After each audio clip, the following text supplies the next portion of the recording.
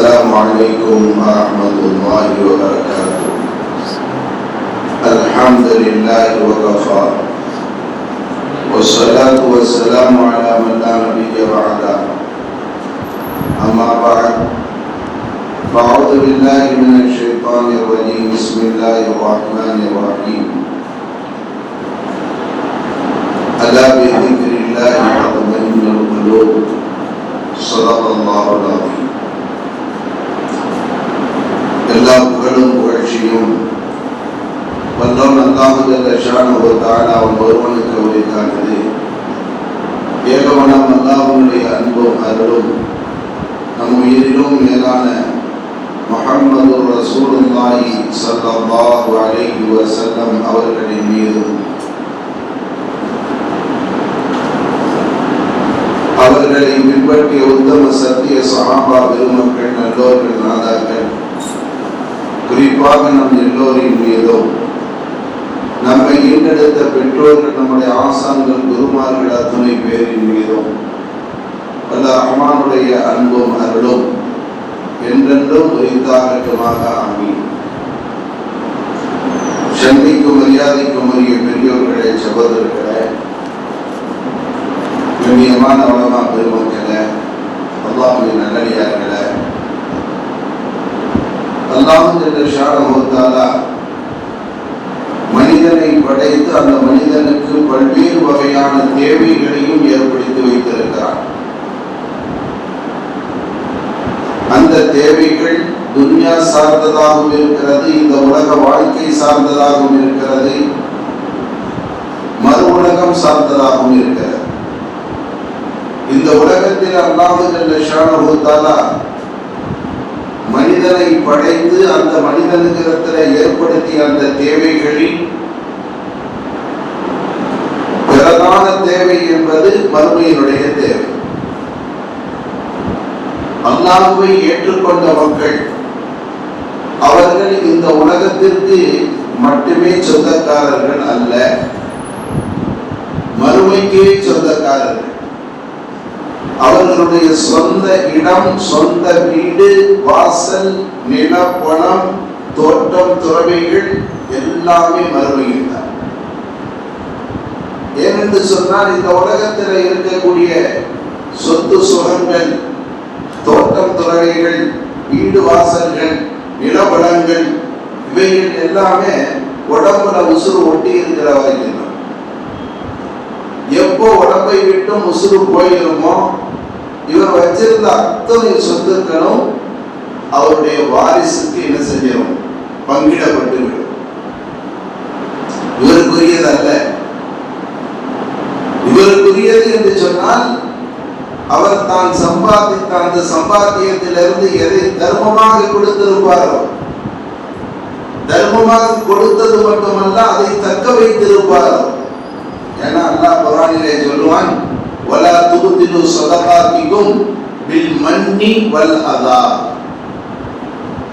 நீங்க செஞ்ச தர்மத்தினுடைய நன்மைகளை, செஞ்ச உபகாரத்தை சொல்லி காட்டுவதன் மூலமாக, இல்லை யாருக்கு நீங்க உபகாரம் செஞ்சீங்களோ அவருக்கு தொல்லை கொடுப்பதன் மூலமாக தர்மத்துடைய நன்மையை பாழாக்கிறாதீங்க, அழிச்சிடாதீங்க.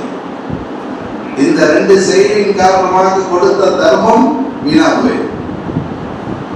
அப்ப செஞ்ச அந்த தர்மங்கள் அதுதான் அவருடைய பொருள். ஆதமுடைய மகனே, மாலி மாலி, என்னுடைய பொருள் என்னுடைய பொருள் என்பதாக நீ கூறிக்கொண்டிருக்கிறாயே, மூணே மூணு விஷயம் தாப்பா உன்னுடைய பொருள். என்ன? உண்டு கழித்தது, சாப்பாடு சாப்பிட்டாச்சு, அது நல்ல செரிமானமும் ஆயிருச்சு. அதற்கு பிறகு மலமாக ஜலமாக அது எப்ப வெளியாயிருச்சோ இப்போ உனக்கு சொன்ன.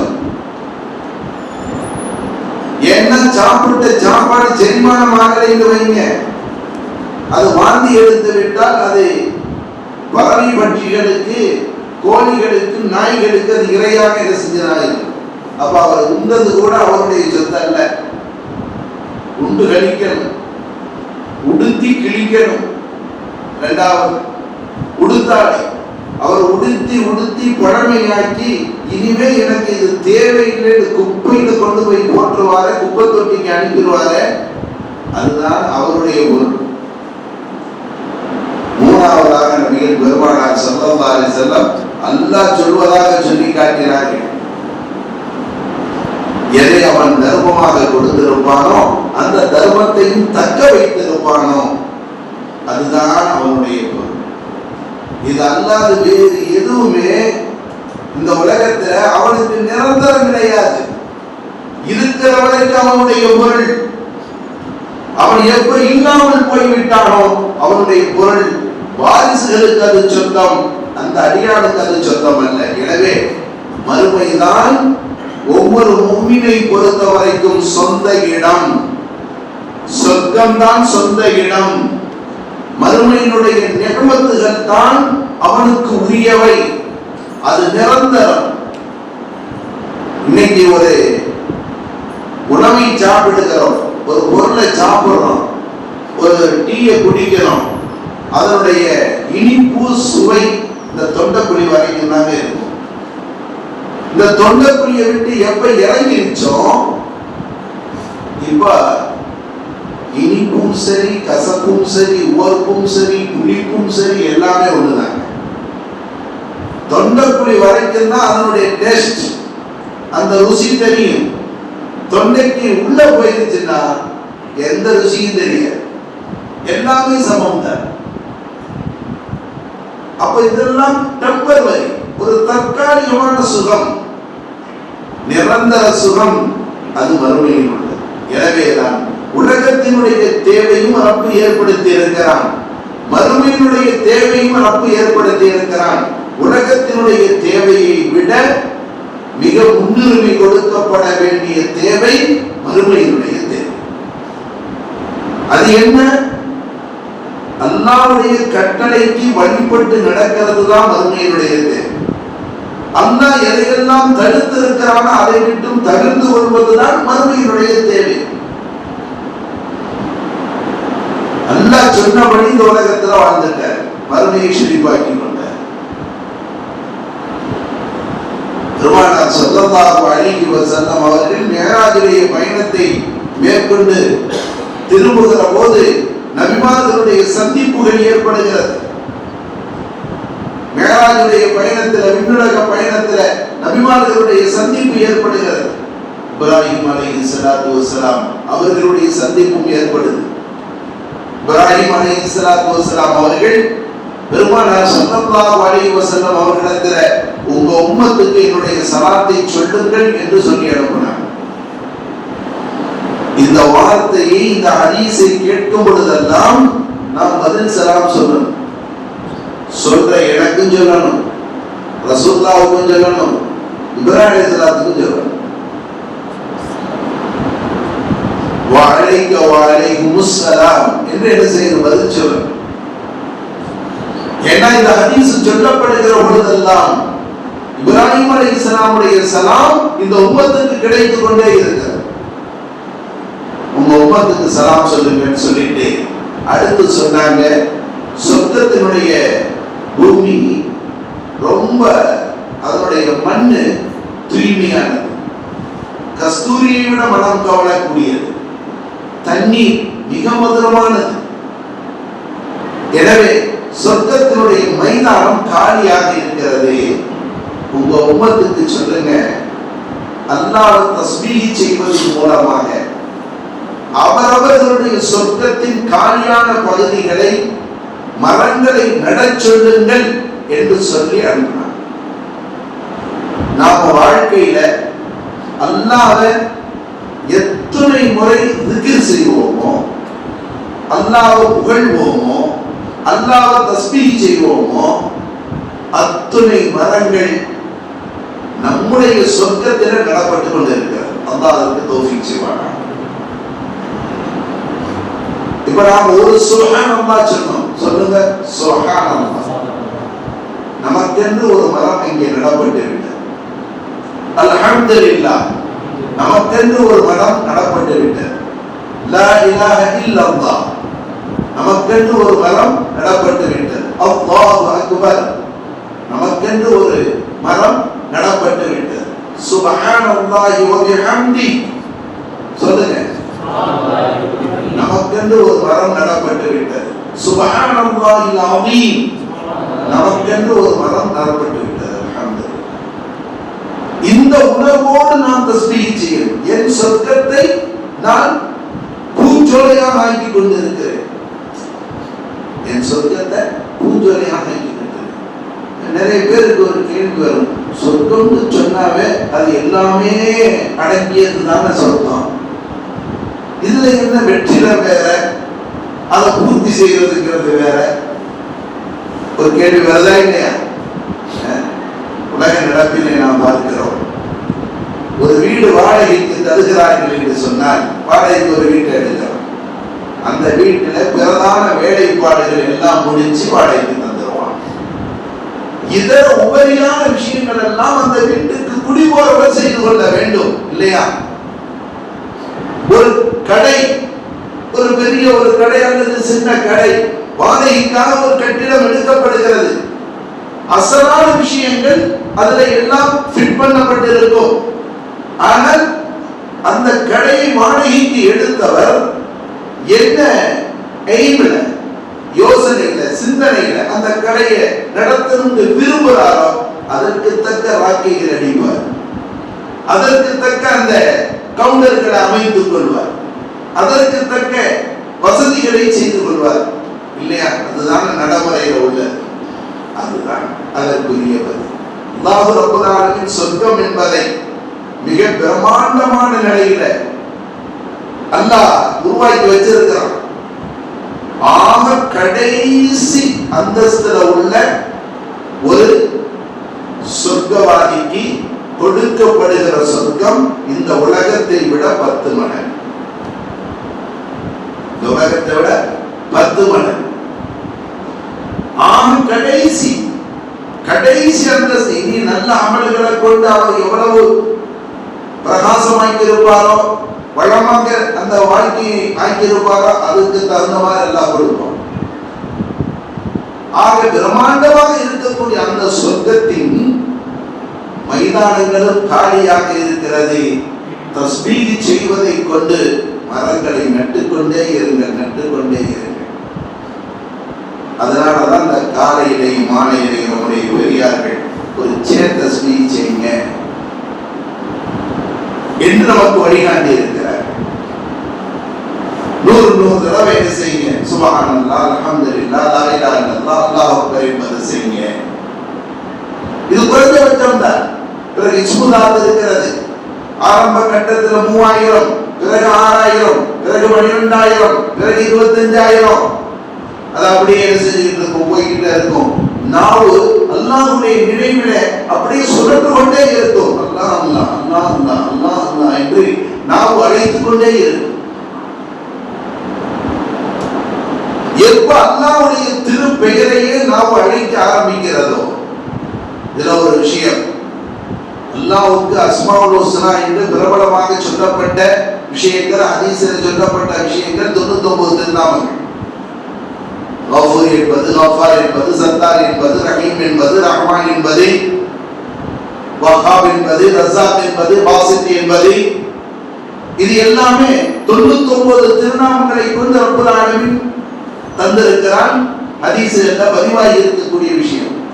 இது எல்லாமே ஒவ்வொரு தனித்தன்மைகளை கொண்டது. வஹாப்னா கொடை கொடுக்கக்கூடியவன், ரஸாக்னா ரிஸ்கை கொடுக்கக்கூடியவன், கஃபூர்னா மன்னிக்கக்கூடியவன், சத்தார்னா குற்றங்களை குறைகளை மறைக்கக்கூடியவன், ஹலீம் என்று சொன்னால் பெருந்தன்மை உள்ளவன், சகிப்புத்தன்மை உடையவன். இப்படி ஒவ்வொன்றுக்கும் தனித்தனி சிவத்து இருக்கிறது, தனித்தனி அர்த்தங்களை கொண்டிருக்கிறது. இது எல்லா அர்த்தங்களையும் உள்ளடங்கி இருக்கிறது. அல்லாஹ், அல்லாஹ்ங்கிற வார்த்தை அது அல்லாஹ்வுடைய உள்ளமை, அதுதான் தாத். மற்ற திருநாமங்கள் அத்தனையுமே சிஃபாத். ஒரு மனிதர் இருக்கிறார், அவர் ஆலிம் என்று சொல்லுகிறோம், ஹாஃபிஸ் என்று சொல்லுகிறோம், காதி என்று சொல்லுகிறோம், முஃப்தி என்று சொல்லுகிறோம். ஆனால் இது எல்லாமே தனித்தனி சிபத்துகளாக இருந்து கொண்டிருக்கிறது, தன்மைகளாக இருக்கிறது. அந்த மனிதர் அவர்தான் தாத். அந்த தாத்துக்கு தான் உள்ளமை என்று சொல்றது. அல்லாஹ் என்பதுதான் எல்லா சிபத்துக்கும் உள்ளடக்கிய தன்மைகளை எல்லாம் கொண்ட ஒரு வார்த்தை. சிஷ்டியா தரீகாவுல இஸ்முதாத்தை தான் அதிகமாக சொல்ல வேண்டும் என்று சொல்லப்பட்டதனுடைய நோக்கம் இதுதான். எப்ப அல்லாஹ்வையே அவர்கள் அடைந்து விட்டார்களோ அனைத்து திருநாமங்களையும் உள்ளடக்கி கூப்பிட்டான். எல்லாரும் ஆகவே சூனத்தினுடைய இடம், அவரவர்களுக்குரிய சூனத்தினுடைய இடம் காலியாக இருக்கிறது. அங்கே தஸ்பீங்கிற மரத்தை கொண்டு நடுகிற போது அது செழிப்பாகவே வளரும். உலகத்துல காஞ்சி போகுது, பட்டு போகுது, இந்த நிலைகள் எல்லாம் அங்கே என்ன செய்யாது இருக்க. அதனால தஸ்பீஹாத்துகளை கொண்டு அவர் என்ன செய்யணும், அலங்காரம் செய்ய வேண்டும் என்று இப்ராஹிம் அலைஹிஸ்ஸலாத்து வஸ்ஸலாம் அவங்க சொல்லி அனுப்பினார். ஆகவே மனிதனுடைய வாழ்க்கையில இந்த உலக தேவையை விட மறுமையினுடைய தேவைதான் முன்னுரிமை கொடுக்கப்பட வேண்டும். அல்லாஹ் குர்ஆனில தொழுகையை பற்றி சொல்லுகிற போது வாழ்வாதாரத்தையும் சொல்லுகிறார். தொழுகையை பற்றி சொல்லுகிற போது வாழ்வாதாரத்தையும் சொல்லுகிறார். ஆனால் அங்கே தொழுகையை முற்படுத்த சொல்லுகிறான், வாழ்வாதாரத்தை பிற்படுத்த சொல்லுகிறான். ஃபைதா குதியத்திஸ் ஸலாத்து ஃபந்தஷிரு ஃபில் அர்த் வப்தகு மின் ஃபத்லில்லாஹ். தொழுகை முடிஞ்சிருச்சுங்க, இப்ப நீங்க என்ன செய்யுங்க, பூமியினுடைய நாலா பகுதிகளுக்கும் பறந்து விரிந்து செல்லுங்கள். அல்லாஹ்வுடைய நியமத்தை ஹலாலான முறையில நீங்கள் சம்பாதித்துக் கொள்ளுங்கள், தேடிக்கொள்ளுங்கள் என்று அல்லாஹ் சொல்கிறார். முதல் எதை சொல்றாங்க, தொழுகை சொல்றாங்க. தொழுகை என்பது மறுமை சார்ந்த தேவை. வாழ்வாதாரம் என்பது இன்மை சார்ந்த, இந்த உலகம் சார்ந்த தேவை. முற்படுத்தப்பட வேண்டியது தொழுகை, மறுமையினுடைய தேவை. அதை நிறைவேற்றிட்டு அடுத்தது இந்த உலகம் சார்ந்த விஷயத்தை, தேவையை நிறைவேற்றிக் கொள்ள வேண்டும் என்பதைத்தான் அந்த வசனம் என்ன செய்கிறது, சுட்டிக்காட்டுகிறது. நம் வாழ்க்கையில மறுமை சார்ந்த விஷயங்கள் என்று வருகிற போது அதற்கு முன்னுரிமை கொடுத்திடணும். இந்த உலக வாழ்க்கையினுடைய தேவைகளுக்கு அது மறுமையை விட பிற்படுத்தப்பட்ட நிலையில இருக்கிறது. அதுதான் அன்றைக்கு சஹாபா பெருமக்களிடத்தில் இருந்தது. வாழ்வாதாரத்தை தேடுவார்கள். தொழுகையினுடைய நேரம் வந்துவிட்டால் உடனடியாக தொழுகையின் பக்கமாக வந்து விடுவார்கள். இதுதான் ஈமான். இதுதான் ஒரு மூமினிடத்திலிருந்து வெளிப்பட வேண்டிய ஒன்று. மறுமையும் துன்யாவும் நேர் எதிர்க்கெதிர் எதிர் வருகிற போது மறுமை ஜெயிக்கணும், துன்யா தோக்கணும். அப்பதான் ஒரு மூமின் ஜெயிக்க முடியும். அவரிடத்துல ஆகிராவுடைய விஷயமும் துன்யாவுடைய விஷயமும் நேர்படுகிற போது அவன் துன்யாவை முதலிடம் கொடுத்து விட்டான் என்று சொன்னால், மறுமை தோத்து விட்டது என்று சொன்னால் முஃமின் தோத்து போய்விட்டான். முஃமின் ஜெயிக்க முடியாது. மற்றவங்களை பற்றி நமக்கு பேச்சிங்க, ஈமான் இல்லாதவர்கள் இந்த உலகம் அவர்களுக்கு சொர்க்கம். ரப்பு எப்படி நாடுவானோ அது மாதிரி என்ன செய்வான், அவங்களுக்கு கொடுத்துக் கொள்வான். நமக்கு அப்படி அல்ல. நாம மறுமைக்கு சொந்தக்காரர்கள். மறுமையினுடைய நியமத்து தான் நமக்கு மிக முக்கியமான நியமத். இந்த உலகத்தினுடைய நிறைவாடுகளை பற்றி குர்ஆனிலே அல்லாஹ் ரப்பல் ஆலமீன் சொல்லி காட்டுகிற போது சொல்லுவான், பலகீனமான ஈமான் உடையவர்களுடைய அந்த பலகீனத்தை மட்டும் நான் பார்க்காவிட்டால் என்னை மறுத்து வாழக்கூடிய கூட்டங்களுக்கு அவர்களுடைய வாசற்படிகளை, நிலப்படிகளை தங்கமாக வெள்ளியாக நான் ஆக்கி கொடுத்திருப்பேன் சொல்றான். குர்ஆனுடைய வசனம். ஏன்னா இந்த உலகத்தினுடைய எவ்வளவு பெரிய செல்வமாக கேட்டான், ஒரு நாளைக்கு இல்ல ஒரு நாள் அது அழிஞ்சு போகக்கூடியது, கைமாறக்கூடியது. மறுமையுடைய விஷயம் அப்படி அல்ல, அது என்னைக்குமே நினைச்சிருக்கிறது. நம்முடைய பார்வை மறுமை சார்ந்ததாக இருக்கணும்.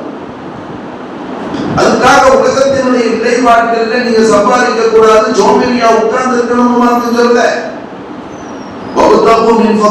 இதுவும் உத்தரவு, சம்பாதிக்கணுங்கிறது உத்தரவு, அல்லாஹ்வுடைய கட்டளை.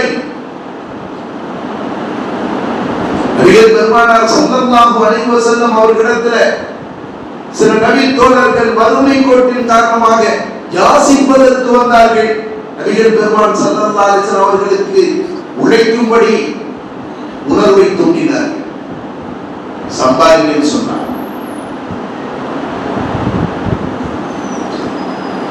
சம்பாத்தியம் செய்வது என்பதும் மார்க்கம் வலியுறுத்தி இருக்கக்கூடிய ஒன்று. அதுவும் ஃபர்து, தொழுகையும் ஃபர்து, மார்க்கப்படி நடப்பதும் ஃபர்து.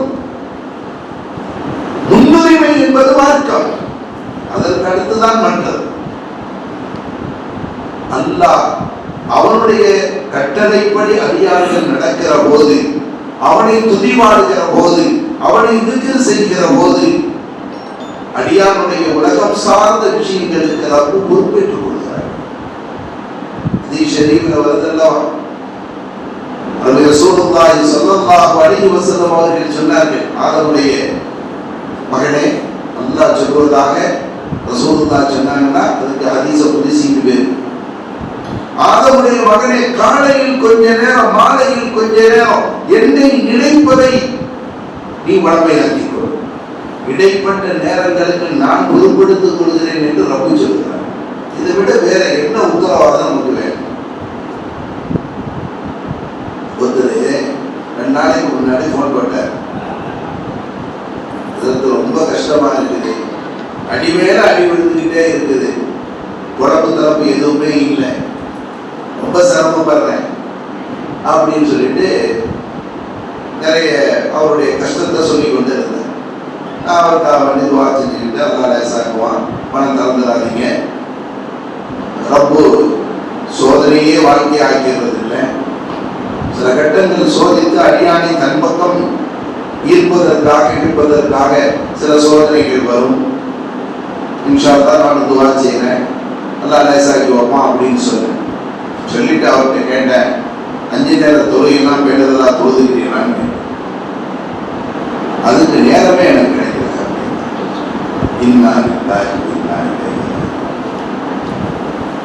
ரப்பு எதை அவசியப்படுத்தி இருக்கிறானோ, கட்டாயப்படுத்தி இருக்கிறானோ, அந்த தொழுகையை தொழுவதற்கு நேரம் இல்லை. ஆனா கஷ்டமா இருக்கு, சிரமமா இருக்கு, அடிமேல அடி விழுந்துக்கிட்டு அடிமேல அடி விடுவாங்க. என்ன செய்யும்? மக்களே, நல்லா தந்த உசு, நல்லா தந்த உடம்பு, இப்படித்தான் நாம சிந்திக்கணும். என் உடம்பு இல்லை, என்னுடைய சாமர்த்தியத்தை கொண்டு ஏற்பட்டதல்ல. என் தாயும் தகப்பனும் உணர்வை பகிர்ந்து கொண்டார்கள். ரப்புடைய ஏற்பாடு. நான் இந்த உலகத்திலே வருவதற்கு ரப்பு காரணமானார். அந்த ரப்பு தான் என்னை வளர்த்தெடுத்தார். ரப்பில் ஆலமீன் என்ற அல்ஹம்து சூராவில் நாம் சொல்கிறோமே, ரப்பு என்று சொன்னால் என்ன தெரியுமா? படைப்பது மட்டுமல்ல, அதை பரிமாணிப்போடும் அவன். நம்மை படைத்து பரிமாணித்துக் கொண்டிருக்கக்கூடியவன், வளர்த்தெடுத்துக் கொண்டிருக்கக்கூடியவன். எத்தனையோ பெற்றோர் இல்லாத பிள்ளைகள் வளர்றது இல்லையா? பெற்றோர் தான் வளர்த்தெடுப்பாங்கன்னா பெற்றோர் இல்லாத பிள்ளைகள் வளர்றது இல்லை. சொந்த பந்த உறவுகள் இல்லாத பிள்ளை வளரல. அதுதான் உங்களுடைய ஈமான். கல்யாண பெருமக்களே, இன்றைக்கு மேலே நாடுகளுடைய நிலைமைகள் என்ன தெரியுமா? பெற்றோருக்கு எந்த மதிப்புமே கிடையாது. சொல்வார்கள், அமெரிக்காவோட ஒரு வழக்கு ஒன்று வந்துச்சா, தாய் சிறந்ததா நாய் சிறந்ததாங்கிறதுதான் வழக்கு. தாய் சிறந்ததா நாய் சிறந்ததாங்கிறதுதான் வழக்கு. 2 தரப்புலையும், அதாவது என்ன நடக்கும்னு சொன்னா, ஒரு மகன் எந்த நேரம் பார்த்தாலும் நாயை அவன் வளர்த்து கொண்டிருக்கிறான். நாய்க்கு தன்னுடைய நேரத்தை கொடுக்கிறான், தன் பொருளாதாரத்தை செலவழிக்கிறான். ஆனால் தாய் பக்கத்து ரூமுல இருக்கிறார். அந்த தாயை ஒரு 8 கோடி எடுத்து ஏறிட்டு பார்க்கறது இல்லை. தாய்க்குரிய சவரட்சணை எதுவுமே செய்யறது இல்லை. இப்போ பிரச்சனை 2 பேருக்கும் வருகிறது. வழக்கு போயிருச்சு. தாயும் தன் சார்ந்து ஒரு வக்கீலை ஏற்படுத்துறாங்க, மகனும் தன் சார்ந்து ஒரு வக்கீலை ஏற்படுத்துறாங்க. 2 பேருடைய வழக்கும் அங்கே விசாரிக்கப்படுகிறது. நீதிபதி என்ன தீர்ப்பு செஞ்சார் தெரியுமா? நாய்க்கு இருக்கிற மரியாதை கூட ஒரு பெத்த தாய்க்கு. சட்டப்படி அவர் தன்னுடைய தீர்ப்புல என்ன சொல்றார் அப்படின்னா, ஒரு மகன் 18 வயதை பூர்த்தி அடைந்து விட்டார். அவன் ஜெனரல்மேன், அதாவது அவன் ஆம்பளை, அரசாங்க பார்வை. அவன் இஷ்டப்படி வாழலாம், சுதந்திரம். தன்னுடைய பெற்றோருக்கென்று நேரம் கொடுக்க வேண்டிய அவசியம் அவனுக்கு இல்லை. தன் பெற்றோருக்கென்று பொருளாதாரத்தை கொடுக்க வேண்டிய அவசியமும் இல்லை. ஏன்னா அவர் சுதந்திரம், அவர் இஷ்டம். விரும்பினா கொடுப்பாரு, விரும்பலைன்னா கொடுக்காம இருப்பார். விரும்பினா தன் தாயோடு நேரத்தை கொஞ்சம் ஈடுபடுத்திக் கொள்வார், இல்லைன்னா அந்த நேரமும் கொடுக்காம இருந்து கொள்வார். அப்ப சரி, அந்த தாய்க்கு ஒரு நோய் ஏற்பட்டு விட்டது, ஒரு பிரச்சனை இருக்கிறது என்று சொன்னால் அப்ப அந்த தாயுடைய நிலை, அந்த ஜட்ஜி சொல்ற அரசாங்கம் அந்த தாய்க்கு பாதுகாப்பு கொடுக்க வேண்டும். பெத்த உள்ள கொடுத்தாரா அரசாங்கம் கொடுக்கணும். அரசாங்கம் முதியோர் இல்லம் என்று வைத்திருக்குமா, அந்த முதியோர் இல்லத்தில் கொண்டு போய் அந்த தாயை சேர்த்தணுமா? அந்த முதியோர் இல்லம் உடம்பு சரியில்லாட்டி அதுக்குரிய வைத்தியம் செஞ்சுக்கிடுவாங்க, சாப்பாட்டுக்கு வழி இல்லாட்டி சாப்பாடு கொடுத்துக்கிடுவாங்க. இத தாயுடைய விஷயத்துல சொல்லிட்டு நாயுடைய விஷயத்துக்கு வர்ற. நாய் என்பது வாய் இல்லாத ஜீவன். அதை எப்போ ஒரு மனிதன் தன்னுடைய விருப்பத்திற்குரியதாக ஆக்கிக் கொள்கிறானோ அதை முறைப்படி அவன் கண்காணித்தாக வேண்டும், அதற்கென்று நேரம் கொடுத்தாக வேண்டும். அப்படி இல்லாவிட்டால் அவன் சட்டப்படி தண்டிக்கப்படுவான். உசுருள்ளவங்களுக்கு மதிப்பு இல்லை, அறிவுள்ளவங்களுக்கு மதிப்பு இல்லை, பெற்றவங்களுக்கு மதிப்பு இல்லை. இன்னைக்கு உலகம் அப்படித்தான் போயிட்டு இருக்கு. இப்படி போனா எங்க மனுஷனுக்கு நிம்மதி இருக்கும் வாழ்க்கையில்? சுதந்திரம், சுதந்திரம் அவன் சொல்லக்கூடிய சட்டத்தினுடைய நிலைப்பாடு. அவன் விரும்பினா எதை வேணாலும் செஞ்சுக்கலாம். அதனால தானே மனித வாழ்க்கையை மீறிய ஒரு மிருகத்தன்மையான நிலைப்பாடுகள் பொதுவாகவே என்ன செய்கிறது, இருந்து கொண்டிருக்கிறது. மனித தன்மைகள் போயிருச்சு.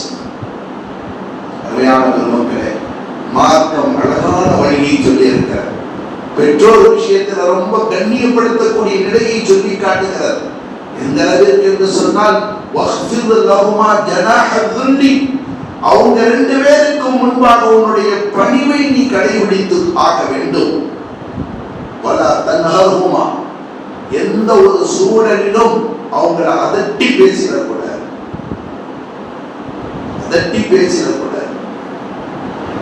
இங்கிதமான வார்த்தையை கொண்டு பேசணும். ஒரு எரிச்சப்பட்டு கூட அப்படின்னு கூட சொல்லிடாத, இச்சி என்று கூட சொல்லிடாத.